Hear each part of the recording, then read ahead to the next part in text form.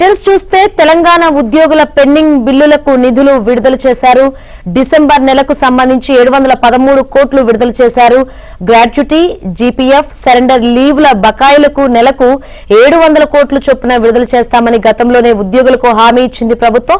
అందులో భాగంగానే ఇప్పుడు నిధులను విడుదల చేసింది.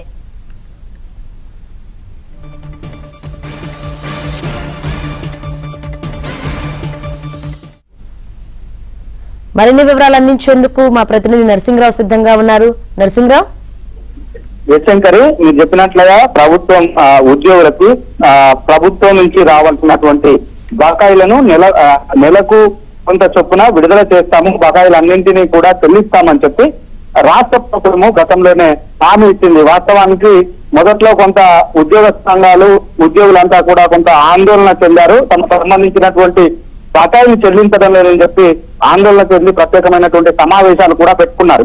సో ఈ నేపథ్యంలో ప్రభుత్వం గతంలోనే ఒక కమిటీని వేసి చర్చలు చేసింది. ప్రధానంగా ఉద్యోగులకు సంబంధించి గ్రాట్యుటీకి సంబంధించినటువంటి బిల్లులు కావచ్చు, జీపీఎఫ్ కు సంబంధించినవి కావచ్చు, లీవులు సరెండర్ చేస్తే రావాల్సినటువంటి బిల్లులు కావచ్చు, ఇవేమీ కూడా చెల్లించకపోవడం వల్ల అత్యవసర సమయంలో వినియోగించుకోవడానికి ఇబ్బందులు పడుతున్నాం కాబట్టి అవైనా చెల్లించాలని చెప్పి కోరారు.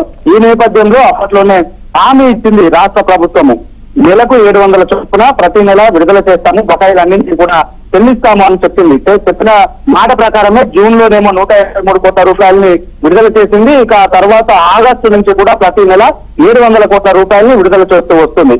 అందులో భాగంగానే ఈ నెలకు సంబంధించి డిసెంబర్ మాసానికి సంబంధించి 713 కోట్ల రూపాయల బకాయిల్ని ఈ రోజు రాష్ట్ర ప్రభుత్వము విడుదల చేసింది.